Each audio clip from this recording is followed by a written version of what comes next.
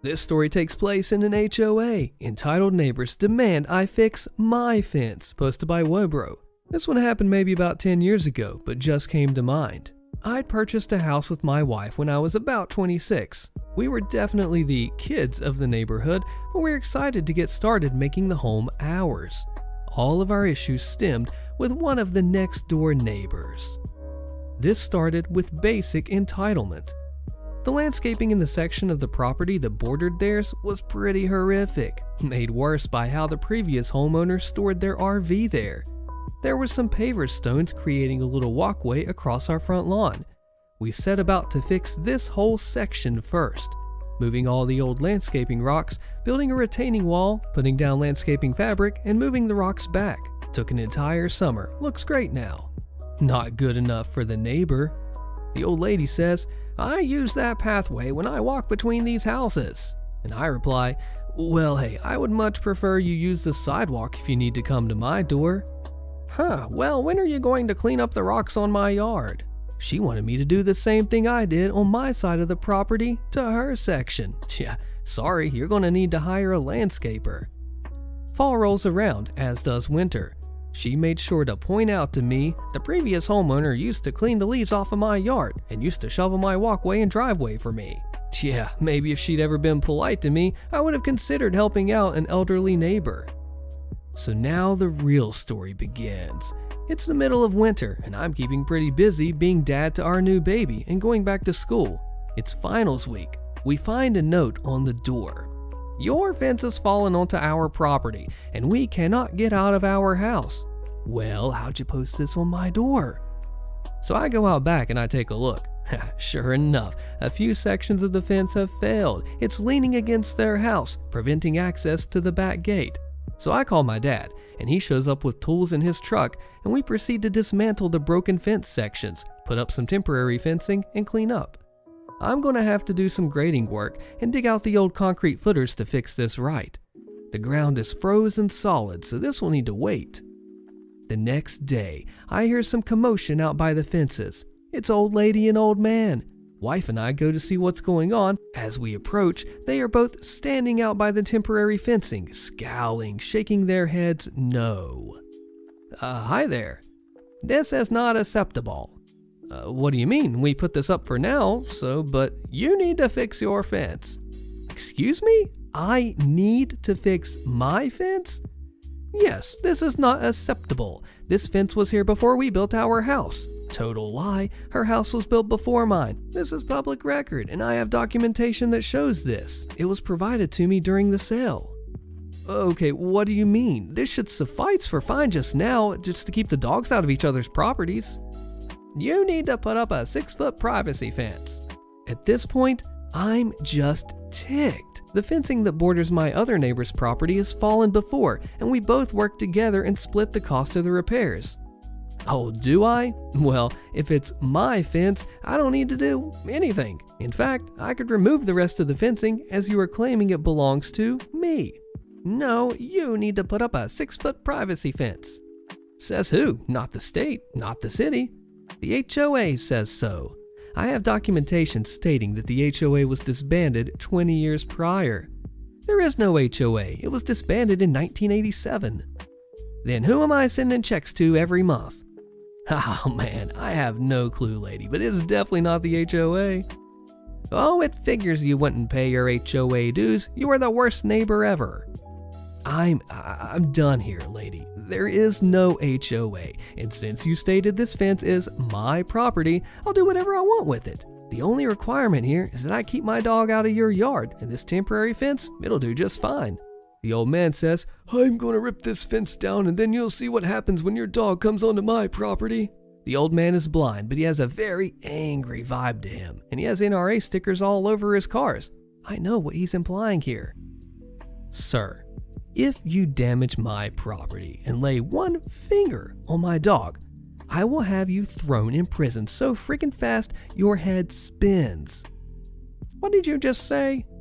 You come say that to my face. Yeah, right, dude. So I grab my wife and we walk back into the house. A few days later, code enforcement shows up.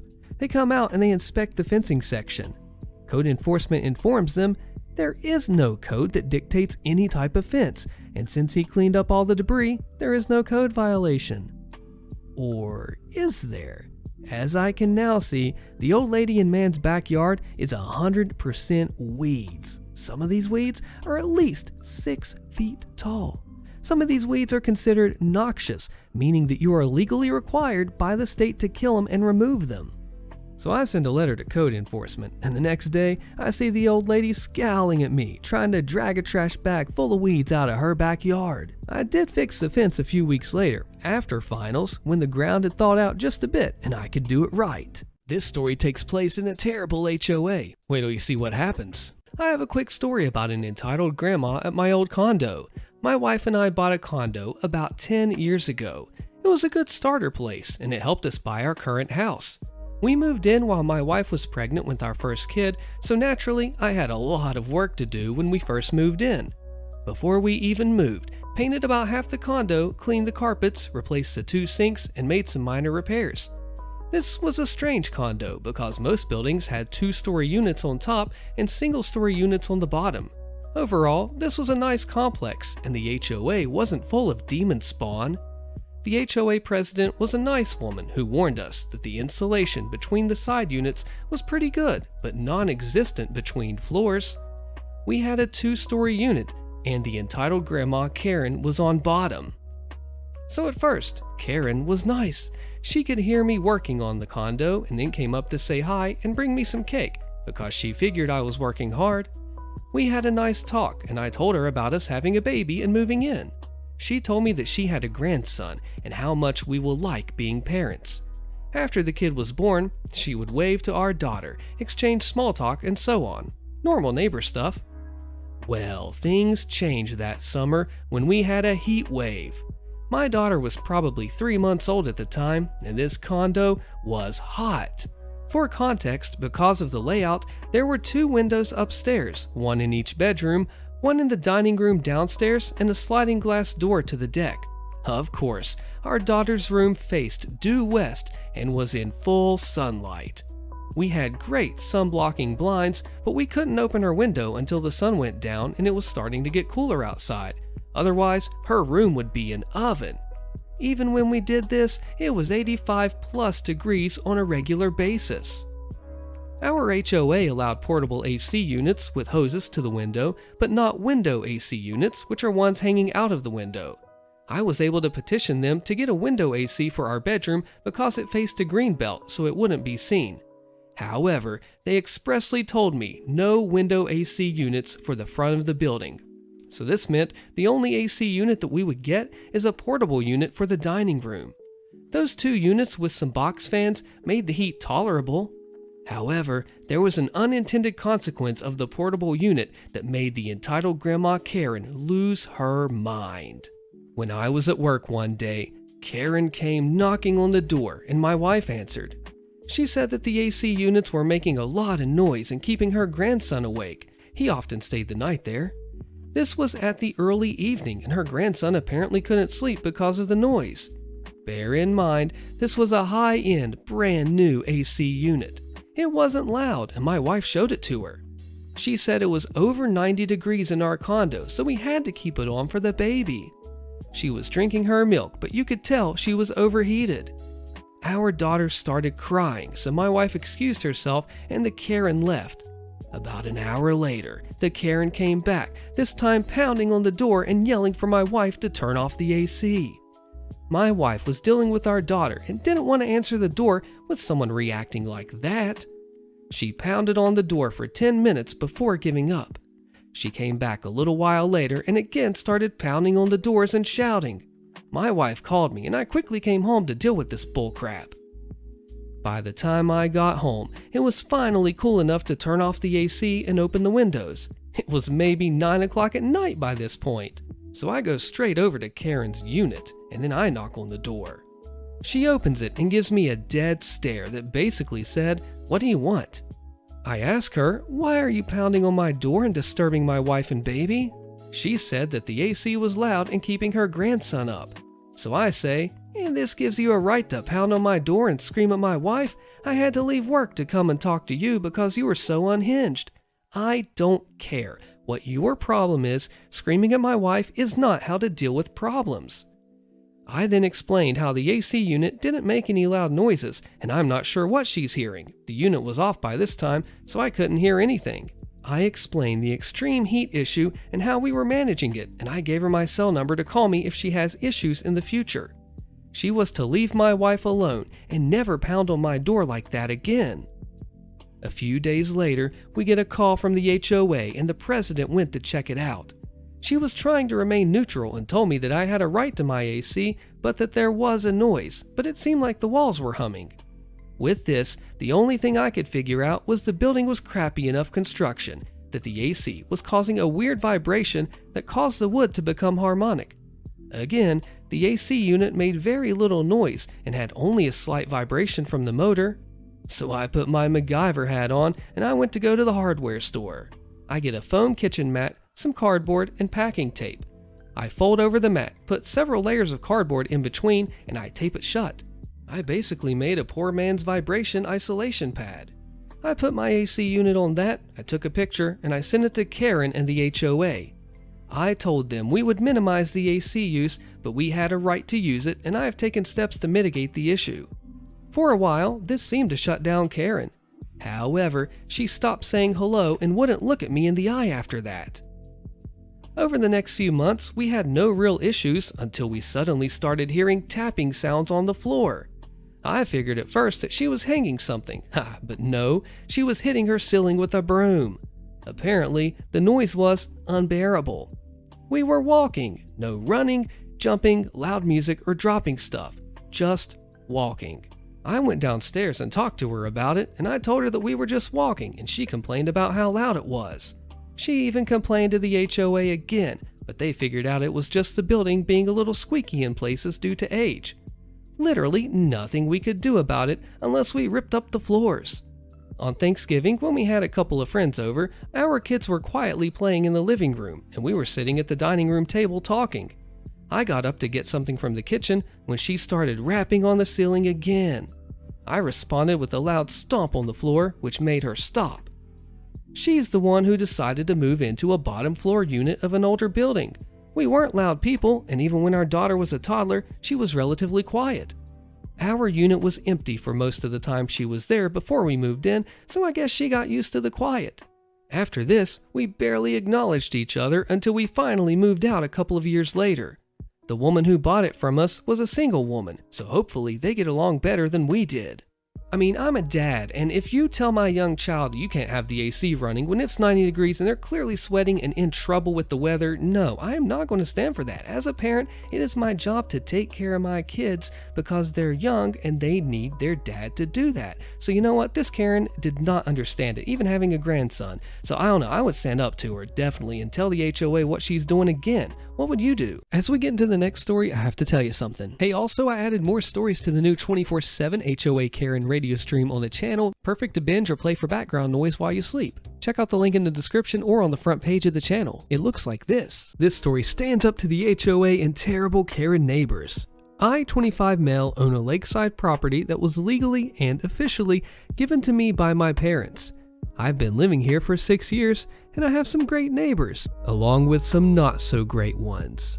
Of all my neighbors, I've only ever had problems with one who lives right next door named Mariette. She first moved in early this summer as she had the former house on her property demolished and rebuilt. My problems started with her over her use of my wood stove and fireplaces. With the temperatures getting colder, I've started to use them daily. My house is not equipped with any form of heating outside of the wood stove and a fireplace. This means that, from fall until spring, I will constantly have them going to keep my place warm.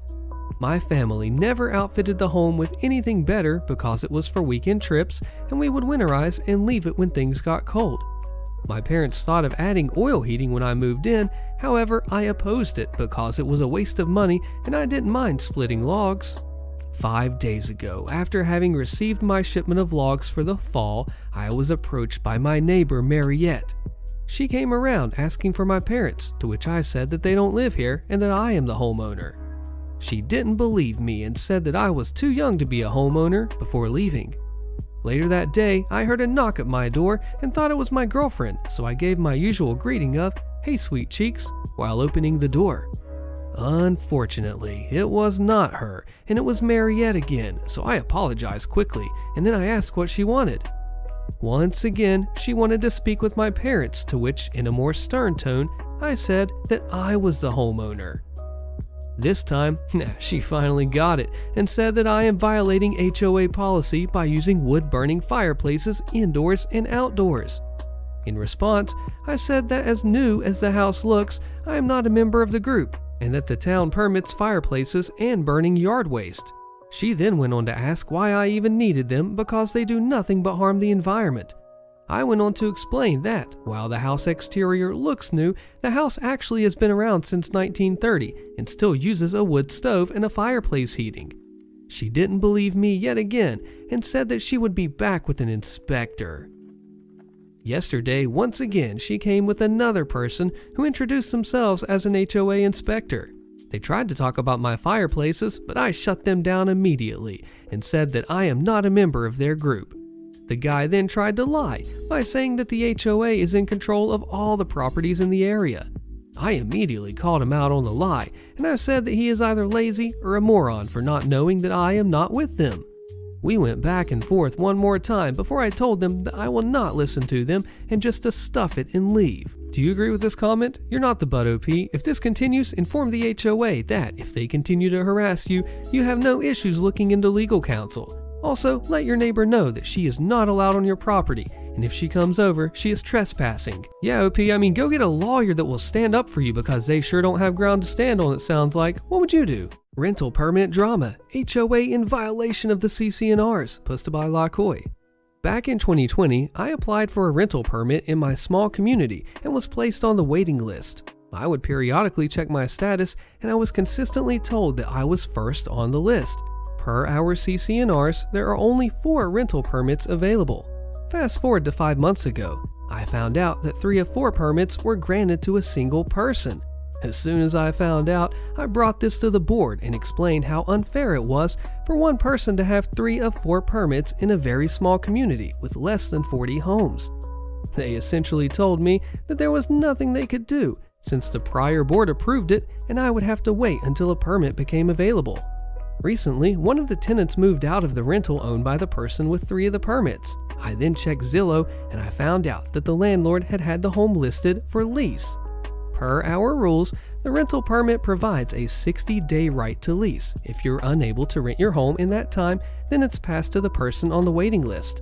If there is no one on the waiting list, then the HOA will grant you another 60-day right to lease. Additionally, the home has been empty for the last month. Per our rules, as soon as the number of rentals drops below 4, the person on the waiting list has the right to the permit. I reached out to the board to let them know that the unit had been listed for lease for more than 60 days, and that due to only 3 homes currently being leased, I was entitled to the permit. After almost 2 weeks, including me sending a follow-up email, the president said he investigated and determined that the current permit holder had a right to the permit. He basically ignored all the facts presented, including listing screenshots and me referencing the CCRs verbatim, and flat out said they would not grant me the permit. At this point, the HOA is blatantly violating their own rules, even when provided with evidence of the violation. Any thoughts on what to do next? Do you agree with this comment? You could see what other things are not being done around the community. Put that together and go to your neighbors. Get them to recall the current president. Then it gives you the chance to run or talk to the new president about getting the option to rent out your home. The other options are to see or consult an attorney, since the board is ignoring governing documents. Man, if OP could take over or get a lawyer that knows this stuff, what do you think would happen? Towed by the HOA that I don't belong to, with an update, posted by OK Volume 9677. I live in a cul-de-sac that was built in the early 2000s. A new developer bought the land around us and developed it a few years ago and created an HOA. Now they own the street that I live on, making it a private street, and also own the small parking lots that are a part of the road. I got towed for parking a trailer in the parking lot, even though it was the only one of the small lots not marked in the neighborhood. None of my neighbors in the original homes in the cul-de-sac elected to join the HOA, but now we have no overflow parking. I know I likely have a way to get them to pay for the tow since the area was not posted as a tow zone, but I just simply cannot believe this is even possible given our house has been here over 15 years longer than the HOA. More government is never the answer. An update.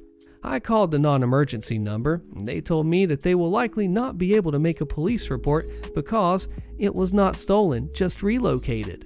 I have tried calling the county, and they told me to call the city. After calling the city, they told me that the street is privately owned and to call the county mediation department that basically wants to settle this like a non-biased third party, which I don't think is my best option yet. I have a feeling that I should have been grandfathered in somehow. I don't understand how a road that was seemingly public until 2020-ish can be privately owned with no vote of mine or even a notice. This trailer was also clearly not abandoned as it was chained to a tree and had a tongue lock on it. Update number 2. I have gotten all of the deeds from the title company and will be digging through them to see if I can find where I have been granted deeded access to the road before the purchase of the road by the HOA. You agree with these comments? Call the police. Sounds like theft to me. Absolutely this, and the police is supposed to be informed when they tow a vehicle anyway. They can't just tow it with no warnings. Despite the will, my Aunt Karen thinks my parents' property belongs to her by deleted. This happened almost 5 years ago, and I just got notice yesterday that my entitled Aunt Karen has just died, and I got a call from her husband asking me to attend the funeral next weekend, and I declined. As did my older brother, Mark, for the purposes of this story. Karen was my mother's older sister. She constantly interfered in my mother and her children's lives. She never liked my father and always tried to tell my mother that she made a mistake by marrying him. She didn't like the name that my parents picked out for my older brother, and my great-grandmother died the day before I was born. And when Karen found out that they were going to name me after her, Karen freaked out and said that she wanted to name her potential future kid so that my mother couldn't use it. Then she tried to talk her out of it by saying that it's too old-fashioned and kids would make fun of me, which they did, but for other reasons. She criticized both my brothers and my choice of friends, and even complained when I started playing softball because proper ladies didn't play sports, and if her daughter ever tried playing a sport, she would have her removed from her team. Spoiler, she never had children.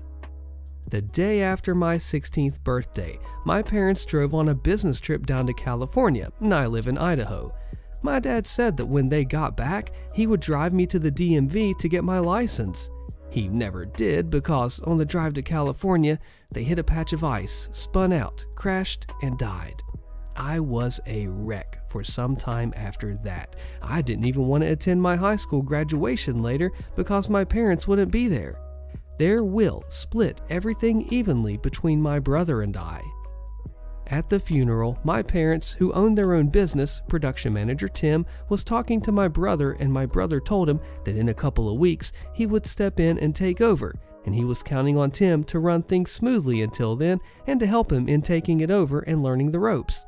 I had no interest in the business other than it was a guaranteed summer job when I was growing up, so I stayed out of it and just collected profit checks until I sold my half to Mark, and he continues to run the business to this day. Mark told Tim that he should assure the employees that their jobs were safe and that no major changes would be made. And then, one day, Aunt Karen showed up and began putting her stuff in my parents' office. And when Tim confronted her about this, she said that his services were no longer needed and he was fired. Tim called Mark up, and Mark went down with the family attorney, some police, and the necessary paperwork and had her removed, while she said that the place was now hers because it was her sister's, so now she was the owner. As long as I have known her, she has never had a steady job, and she's had 3 husbands, not counting the man who called me, never met him, and milked each one for as much as she could get until she divorced him. The next day, I was leaving for school. I walked, it was fairly close, probably around 10 minutes, and saw her car and a moving van parked outside. She said she was moving into her house and then said in a sickly sweet voice that for a reasonable rent, she would continue to allow me to stay there until I graduated high school. I went in, I called my brother, and he again showed up with the family attorney, police, and all the paperwork and had her removed from the property.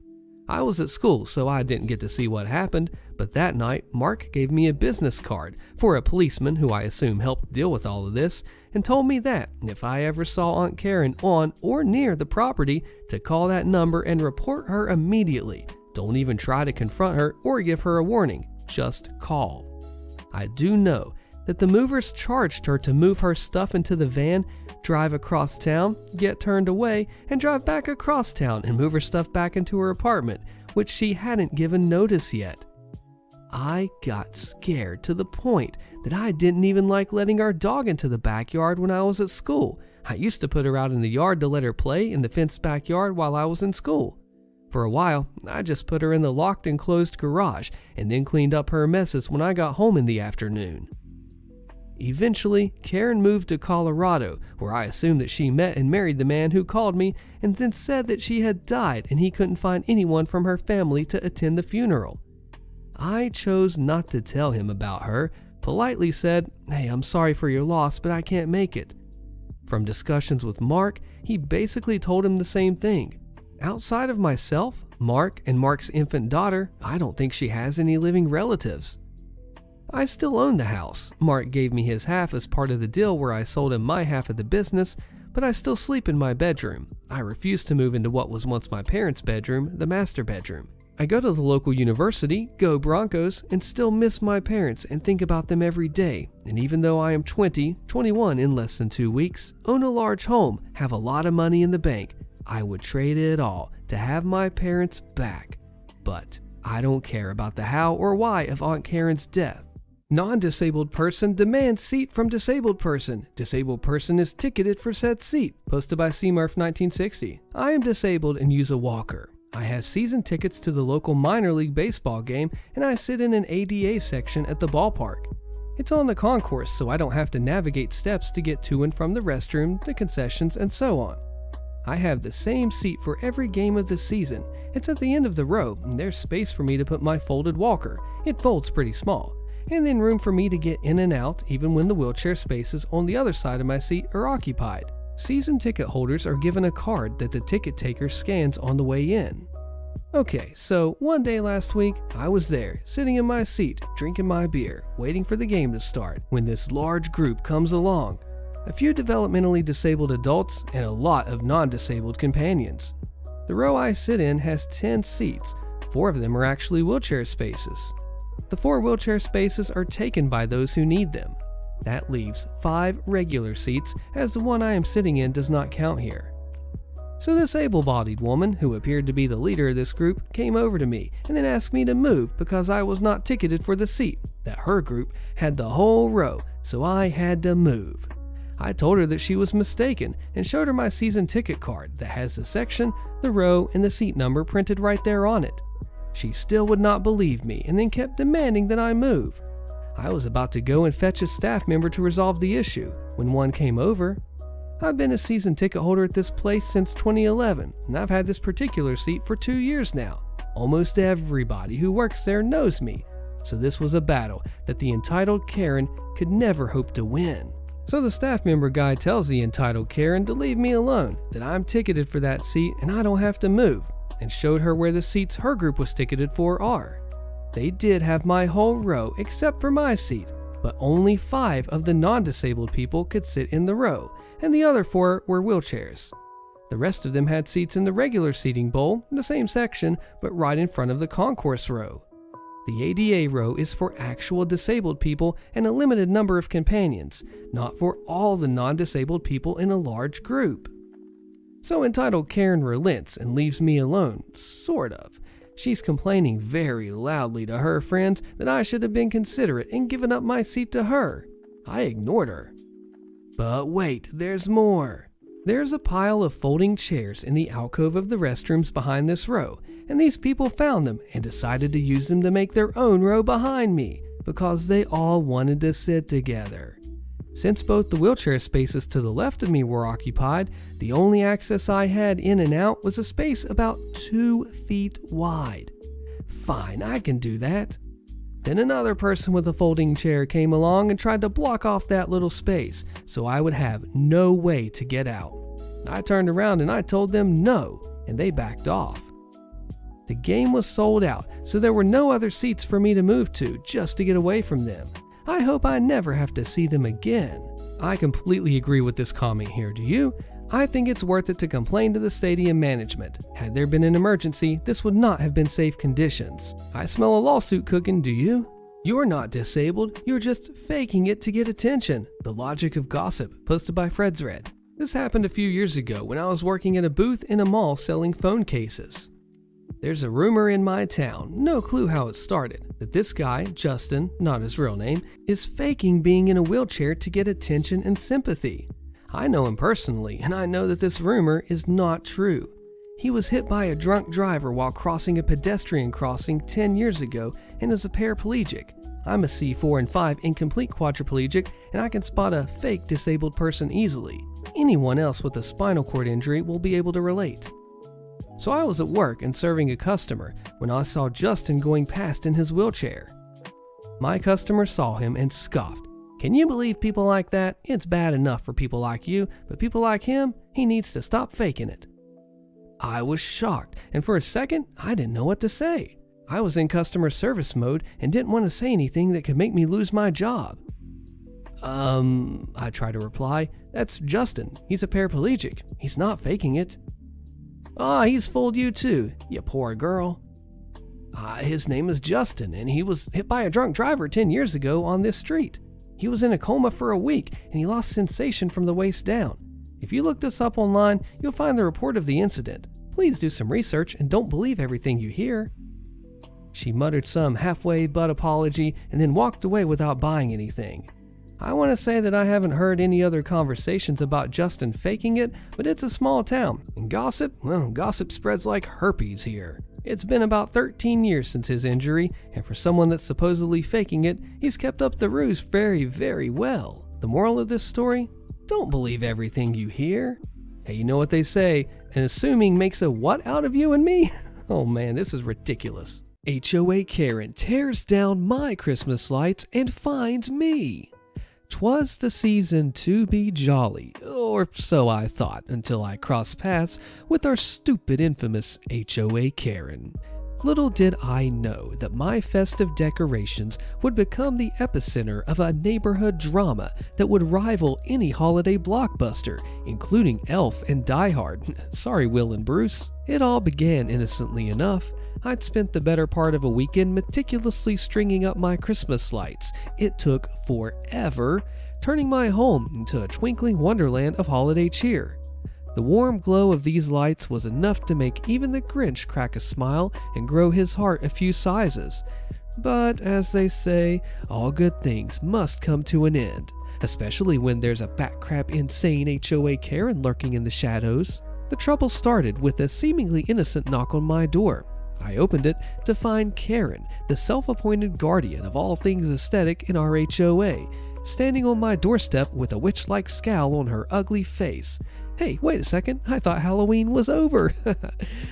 Your Christmas lights are a violation of the neighborhood's aesthetic standards, she declared, her voice dripping with ooze like the Teenage Mutant Ninja Turtles. Yeah, she's a mutant. So I chuckled nervously, thinking that she was making an early attempt at humor. But no, Karen was dead serious. These lights are an eyesore. I can't have my property value plummeting because of your tacky decorations, she continued, her eyes darting from the festive lights to me as if I were the Grinch himself. I had tried to reason with her, explain that I had followed all of the guidelines outlined by the HOA. Now, as much as I hate on my HOA, I knew I had to play this one by the book. The lights were tasteful, not too bright, and certainly not an affront to anyone's property value. But Karen was having none of it. She huffed and muttered something about a formal complaint and stormed away, leaving me bewildered in my own doorway. I just couldn't fathom how a few twinkling lights could set off such a reaction. But it wasn't long before the full extent of Karen's idiotic ranting and actions became a reality to me. A week later, I received a sternly worded letter from the HOA claiming that I had violated the neighborhood's aesthetic standards by having excessive and garish Christmas lights. Apparently, Karen had not only filed a complaint, but had taken it upon herself to photograph my house as evidence. What? So I'm furious and feeling unjustly targeted. I decided to double down on the holiday spirit. I invested in even more lights, carefully selecting each bulb to comply with the HOA guidelines.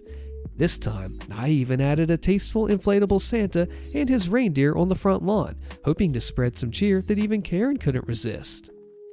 Little did I know that Karen wasn't about to let me one-up her. It was like a twisted game of cat and mouse, only with Christmas lights and neighborhood politics. So one evening, as I sat sipping cocoa and admiring my newly enhanced holiday display, I noticed movement outside. To my horror, I witnessed Karen sneaking onto my property, a determined scowl etched across her face. I couldn't believe my eyes. She was actually trying to tear down my lights. Rage just bubbled within me as I rushed outside. I caught her in the act. "What on earth do you think you're doing?" I exclaimed. Caught red-handed, Karen stammered, her face turning a shade of crimson that matched her holiday-themed sweater. I thought I saw a violation and I was just trying to help." Help? More like sabotage. I informed her that I had a security camera capturing her every move. Her plan was up, and she begrudgingly retreated, muttering something about misunderstandings and misguided holiday spirit. At this point, I'm just determined, so I took the evidence straight to the HOA president, armed with footage of Karen's attempt to sabotage my festive decor. I expected justice to be swift, but little did I know that navigating the labyrinth of homeowner association politics would be as tricky as detangling Christmas lights. The HOA president, a weary soul accustomed to mediating neighborhood disputes, watched the footage with a furrowed brow. Karen, who had mastered the art of feigning innocence, played the victim card with expert precision. "I'm just trying to make our neighborhood a better place. I am decreeing he will have to pay a fine for disrupting us and violating HOA laws," Karen insisted, her eyes wide and doe-eyed. Right now, I trusted her as much as I did Scar from The Lion King, and tonight I was Mufasa, hanging on by a thread, unlike my Christmas lights since Crazy Karen ripped them down. But wait a second. How can she even find me? What? But I just was not backing down.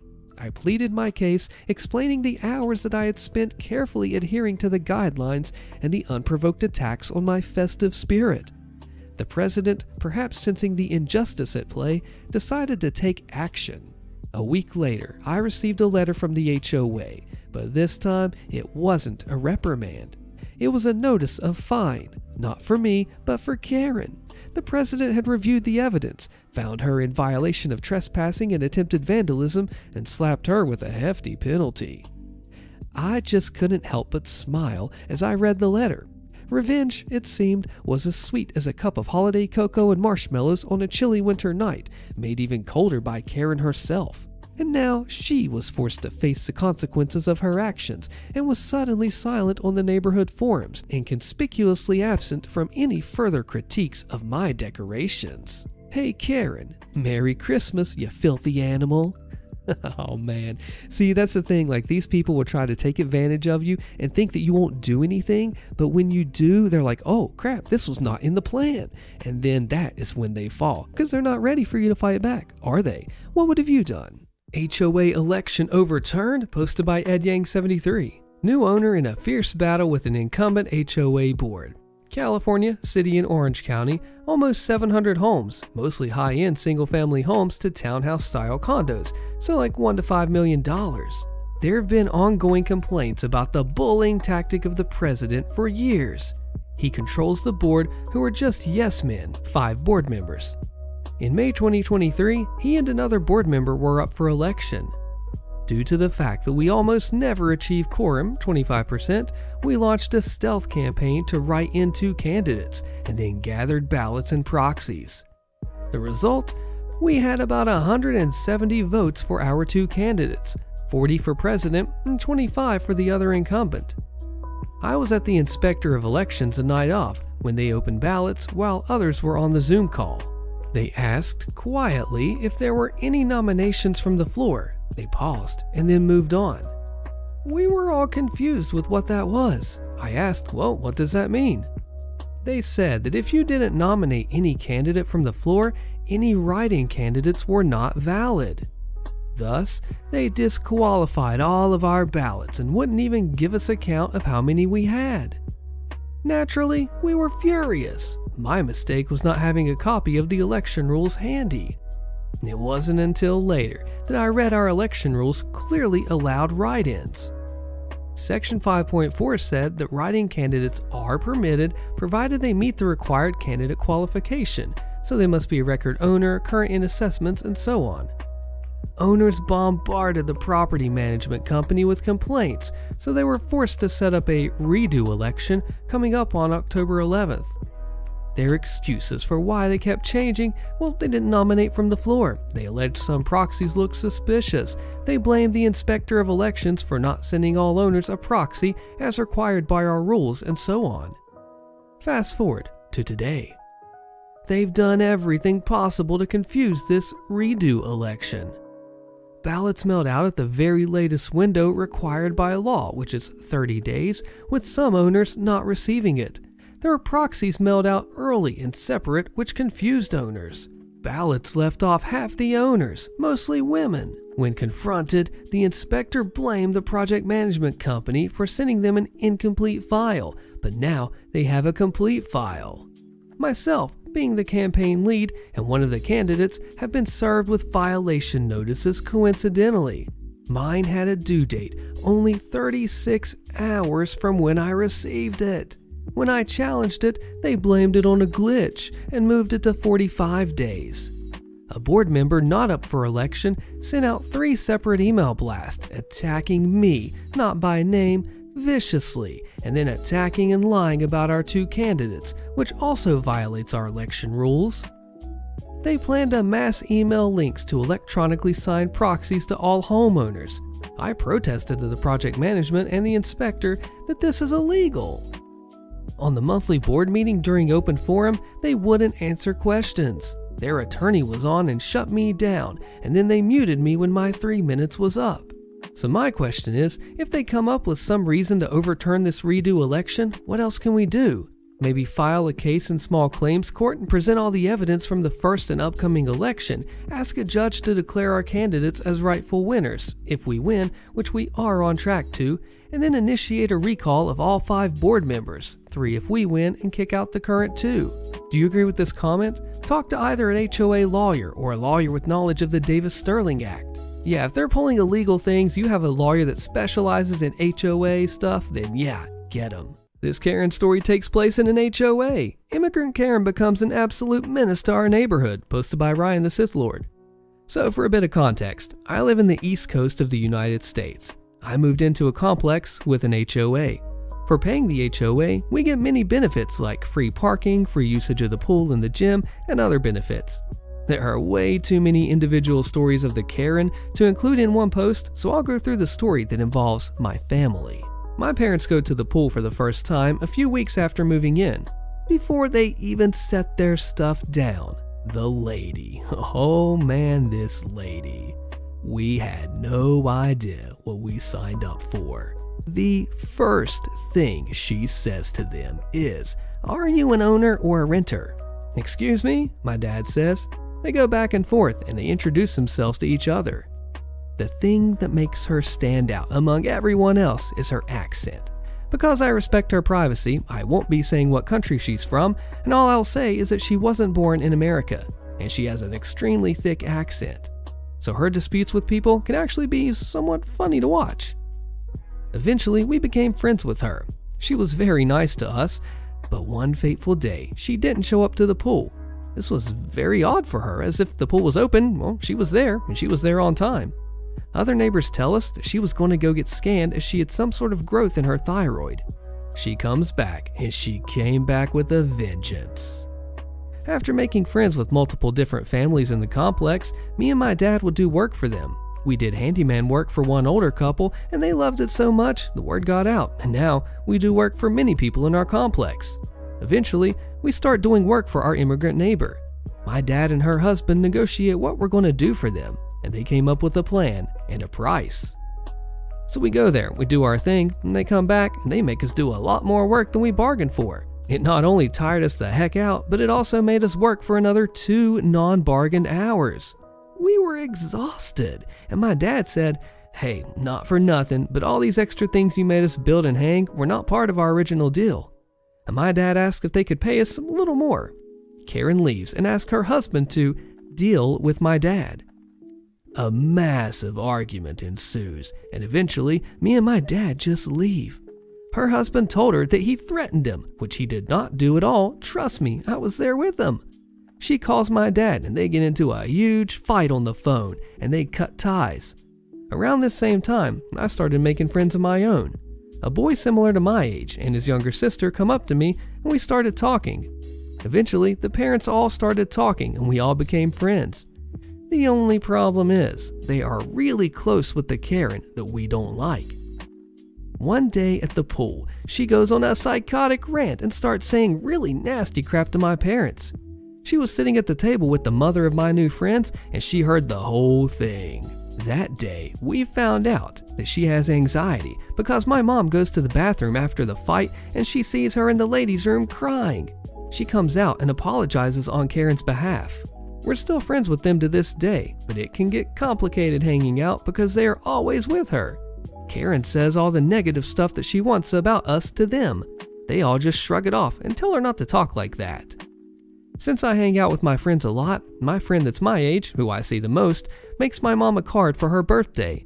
Unbeknownst to me, he put change in the card. My mom opened up the card and gave him back the money. "Go buy yourself ice cream," my mom said to him. So we come back and his mom and Karen are talking. Karen had the absolute balls to say that my mom was rude for not accepting his money. This absolutely upset my friend's mom because she made her apologize. They show up to my house to do so. Only one problem. I didn't tell my parents about what she said, so they were in for a rude awakening when they found out the hard way. My dad was ticked and my mom was really upset. We go over to my friend's house a month later to celebrate his birthday, and both parties have a talk about that incident. As civil as they, mostly my dad, can possibly make it. Eventually, they moved out of this complex and into another one. We're all still friends and they talk to Karen still. They even come as her guests to use our pool. They want to invite us, but Karen always tells them no, going on her usual tirade. She's still a problem in this place to this day, yelling at everybody she crosses paths with. She can't go one pool day without snapping at somebody, and even my friend's parents tell her to stop as they fear she could get herself knocked out or worse. And in my state, that's a very likely possibility. For everyone accusing me of being racist, I forgot to mention that every time someone gets the upper hand on her during an argument, she screams at them even louder and accuses them of being racist. There were multiple occasions where we witnessed her pulling the race card during an argument, as she believes her nationality makes everything she does okay, but it doesn't. Let me know your bad neighbor story in the comments. I was elected on my building board after the death of a member. Median age on the board was 80. I was 40 and the building manager was around 30. Beautiful art decorated building full of very old owners. The older crowd wanted nothing to do with funding any repairs and pretty much ruled the board, but each unit that was sold was generally remodeled with younger owners, who mostly did not bother with board meetings, and there was tension.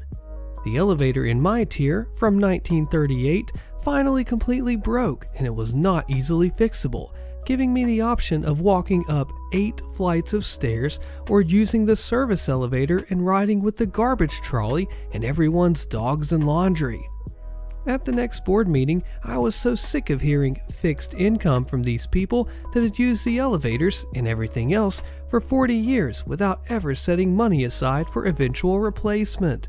And one old lady, who still had a functioning passenger elevator in her tier, kept interrupting to tell us that we should just be happy to use the service elevator and to understand that residents couldn't afford any extra money. The building literally didn't have the funds to address the issue, and a 7-figure special assessment was needed. The next week, the property manager, who was also just over it all, sent out a notice that the other passenger elevator had broken and repairs were not able to be made, and that we would all be using the service elevator.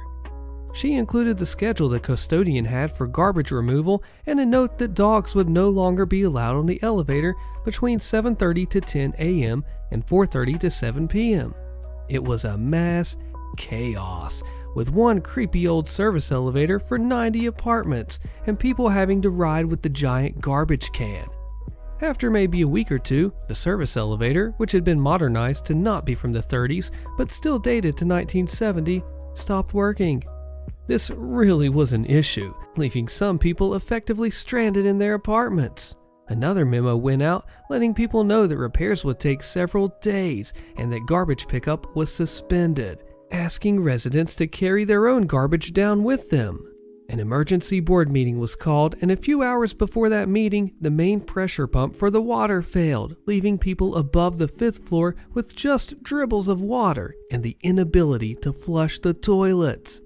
The entire thing was just a crap show, and as the majority of the building met in the lobby, I was queasy, wondering what the heck was about to be decided. The building manager, to her credit, had her boss and her boss's boss there along with an attorney, letting the building know that the emergency funding had to be approved or they were going to cancel the management contracts and that the board was in violation of our state condo laws.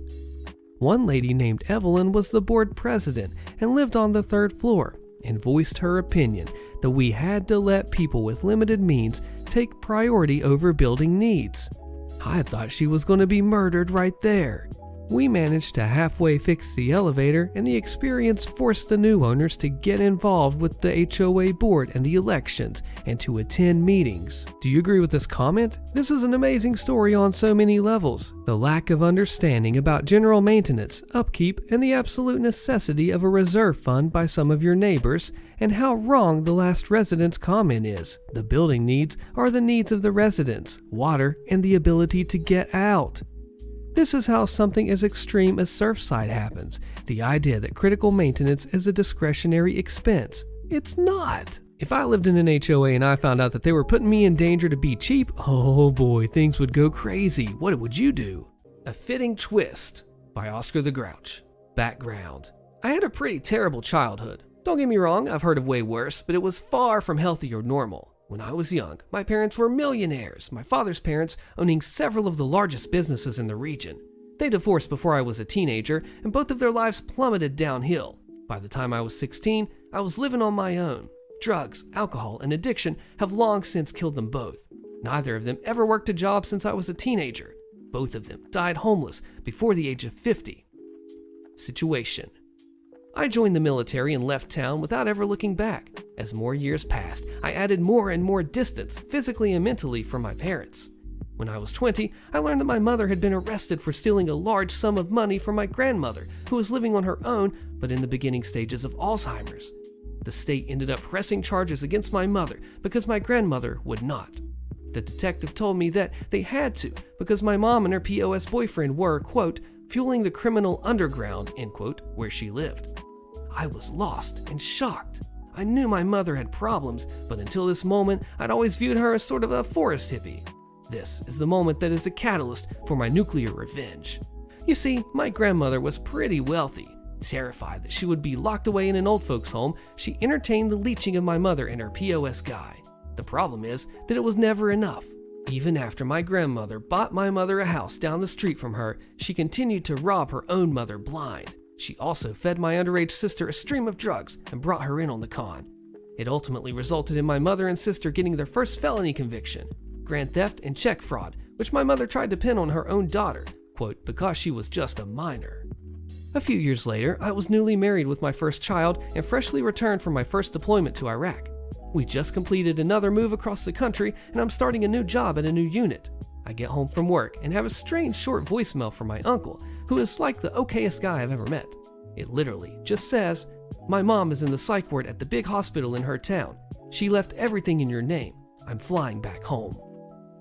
This is where I learned that the legal document my grandma had me sign when I was 16 made me the executor of her estate, power of attorney, and so on. My unit arranges a very generous amount of time off to fly across the country and deal with this bizarre scenario. She lived alone in this massive house. My mom had destroyed the house my grandmother bought her and then moved into my grandmother's house on the auspices of caring for her. There were so many fleas inside that contractors I hired to make repairs wouldn't go inside. Needles everywhere, and for some reason, everything was an ashtray. It was an insane thing to witness and experience. I still refused to interact with my mom at this point in my life, but now that I had the keys to the kingdom, aka access to the pot of gold, she tried to worm back into my life with a renewed vigor. I always told her just to screw off. My grandmother, in the meantime, had been deemed unfit to live on her own. I was 23 with a new baby in marriage, if you remember, so I made the poor decision to put my grandmother in a nursing home. I fixed up the house, rented it to create passive income so she would not deplete her savings, and headed back home. Of course, Grandma is spicy and got kicked out of her swanky retirement home when she broke a coffee cup over some other lady's head for snooping around in her room. She was apparently wearing my grandmother's shoes when she got clocked. The same woman, a resident, had propositioned me in front of my wife when we were touring the facility. She was a different kind of the same spicy as Grandma. Her only option after the incident was a psych ward. So, my senile grandmother moved in with my family, and she lived with us for more than 5 years until her care was just out of our capability. This is about the time that I exacted my revenge. The nuclear option. When the state filed charges against my mother, way back when I was 20, part of her restitution included a lien that was placed against her property in the name of my grandmother for a little less than $100,000. Some years later, my mother had not paid her property taxes in so long that she was about to lose the house. She called me to explain that the lien would not be paid if the house was auctioned, which I knew was not true, but I saw an opportunity. I eventually worked out a deal with her. She would sign the deed over to me, and I would then sell the house and pay for her to move somewhere else. I fly to town, meet her, and sign the deed over. She expected me to use my name and credit to get her a luxury apartment. She also wanted me to buy her a new truck, and let's not forget the moving company. I rented her a U-Haul truck and got her a storage unit that I had paid for 6 months. Then, I put her and her crap head up in an extended stay for a little while. I fixed up the property and sold it to the same rental group that bought my grandmother's house shortly before. I used the money to buy annuities that enable my grandmother to live in a normal house with a live-in nurse and care at 1:4 ratio, which is amazing for her. She still might run out of money because of what my mother did, and I honestly don't know what'll happen then. She's got some years before I have to worry, and she's just shy of 100. My mother was on the street within 6 months. The last time I saw her, she looked like the crazy person who lives under a bridge, and she did at one point.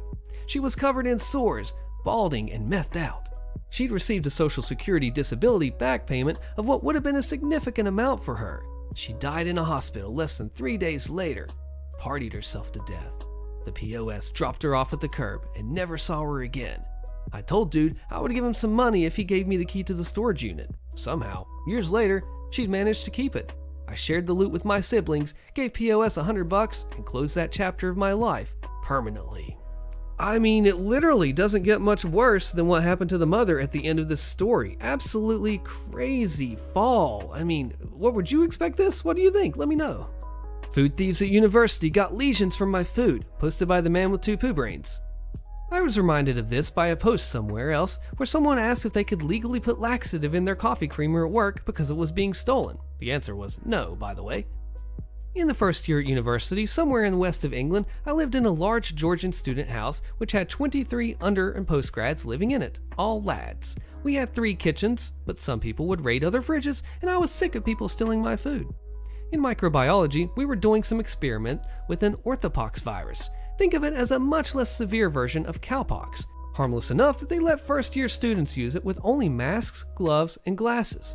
Anyway, one of my lab partners didn't use sterile techniques on her inoculating loop particularly well and ended up with a blister on her lips. She used to heat it too quickly and create an aerosol. Eventually, I was fed up with the thievery and took a little sample of said virus and added it to a block of cheese. A couple days later, the 2 perps also had a couple blister-type lesions around their mouths, which lasted a few days and meant they didn't want to go out. They had an inkling it was me, but I made some cheese on toast in front of them while ensuring I wasn't cross-contaminating, so it came away unscathed. The cheese gets hot enough to denature the virus. My food was never touched again, but I often think how risky this was. Oh, you're literally playing with fire here when you start messing with viruses, chemicals, and infecting people. Oh, this is definitely nuclear revenge, and I would be very, very careful if I was doing... I actually wouldn't do this, actually. No, I would not. This is Fits in the Baby Pool by Top Musician 7369. Okay, so this story takes place about 12 years ago. I was a manager lifeguard at a very rich neighborhood in Houston off of I-45 North. Seriously, there wasn't a house under $1 million in this whole neighborhood. Well, for those of you that don't know, summer in southeast Texas is hurricane and tropical storm season. So this particular day, a normal day of about 115 degrees Fahrenheit, the pool was rather full. In this neighborhood, there were actually 2 pools, one in front and one in back. The one in back, where I was with 4 other lifeguards, was for the kids. Now, there's a pool that goes up to about 4 feet and a separate pool divided by a water wall as the baby pool. The baby pool had a beach entrance down into it. Well, the sky was pitch black, so all the guards were watching the sky pretty closely as we scanned the pool, checking for lightning, listening for thunder. Then, there was thunder. So the rule is, for every thunderclap, the pool is closed for 20 minutes. If you're 19 minutes in and it thunders, time restarts. Simple. Well, there's an iron gate on wheels that separates the pool area from the splash pad area where the kids could run through the water and whatnot. This gate was closed when everyone moved over to the splash pad to prevent the little ones from going over there. So I decided to be nice since it was only thundered once and let the kids play while the pool was closed. I was never nice again. So all of us guards were watching the kids play as we sat at a table directly across from where the kids were. Everything was going fine. Well, there was one man, we'll call him Mr. Karen, who was a regular with his wife and 2 little boys, about 4 and 6. 2 of the best behaved kids I ever dealt with. Never said a word to them about anything. Well, Mr. Karen was pacing back and forth along the outside of the splash pad talking to himself, like he was rehearsing something. All of the guards were like, what the heck is he doing? We watch him do this for nearly a full 10 minutes before he walks up to the temp guard table and he says with the most serious expression on his face, "So, exactly what part of thunder did you hear?" Yes, he really said that verbatim, y'all. And the other manager, who had just come back from his last tour in Afghanistan, said, the thunder part, sir? One of the other guards, a 17-year-old kid, dropped his face into his hand and very lightly chuckled. This grown man, 30 to 35 years old, looked at this high school kid and said, "You think that was funny?" The 17-year-old said, "Yeah, I thought that was really funny." Mr. Karen said, "Why don't we step outside of these gates and I'll show you something funny?" Army at that point stands up to his full 6-foot 4-inch frame and said, "I'm sorry, sir, I can't have you threatening my lifeguards. I'm going to have to ask you to leave now." Mr. Karen looks at us for a moment before he turns around and quite literally stomps over the iron gate, pulls it open as hard as he could, stomps into the baby pool, and by now everyone, kids, adults, his wife, are watching this display, and he throws himself down into the water, starts flailing his arms and kicking his legs and screaming at the top of his lungs, "I'm not gonna leave, you can't make me leave!" Army at this point instructed another guard to call the cops. When the cops got there, he was still throwing a fit in the baby pool, and the cops had told him that he was criminally trespassing and that he could either leave on his own or they would take him out in cuffs. He chose to leave on his own. I actually have a follow-up story to this one that occurred a few days later if anyone is interested. This is one of the richest neighborhoods I ever guarded in, and the only one that by the end of the summer, all the guards knew the cops on a first-name basis. It was absolutely ridiculous. Fits in the Baby Pool Part 2. Okay, so by popular demand, here's Part 2 of the Mr. Karen story, starring Mrs. Karen. So I don't think I mentioned that after Mr. Karen left the pool, he was banned for the remainder of the summer. Not the kids, not the wife, just him. So a few days after Part 1, Mrs. Karen and the 2 little boys come to the pool. The 17-year-old from the previous story is my head guard, and at the time when they showed up, he was checking pool tags. 17-year-old is unsure if she's allowed in because of what happened with her husband and says, "I'm standing not too far away, so I heard him clearly. 1 second, ma'am, let me make sure you can come in." He turns and walks about 3 steps toward me when I told him that she and the kids were good to come in. 17-year-old turns immediately back around and let them in the gate. The kids go into the water and Mrs. Karen sits next to the baby pool on one of the lawn chairs and pulls out her phone. Now, I'm doing chemical checks and backwashing and making sure my guards have gotten their breaks, so I'm not paying any mind to her. She's there about 15 minutes and takes the kids and quietly leaves. Still don't think anything of it. About 10 minutes later, my supervisor comes barreling into the pool like the pee-off Marine he is and starts laying into me. He's ticked and I'm confused. Finally, I'm like, whoa, you don't need to yell at me. What's going on? We are in the guard shack, which isn't a shack at this neighborhood. So supervisor tells me that the office got a call from Mrs. Karen stating that not only did we not let her and her kids into the pool, but both 17-year-old and myself cussed her out and was very rude. So now I'm peed because what, right? So I tell supervisor what happened and told him to go check the cameras if he didn't believe me, that she called the office poolside. So he did go check the cameras, saw I was telling the truth, and then Mrs. Karen also got banned for the rest of the summer. Not as exciting as the first one, but still absolutely ridiculous. I felt bad for the kids because, as I said in the other post, these were 2 very well-behaved kids and they didn't get to swim for the rest of the summer. Sue the HOA. The HOA won a $3 million claim. They owe me for house damages and won't pay. Click the video on your screen so you find out what happens to that nasty old HOA, and I'll see you there.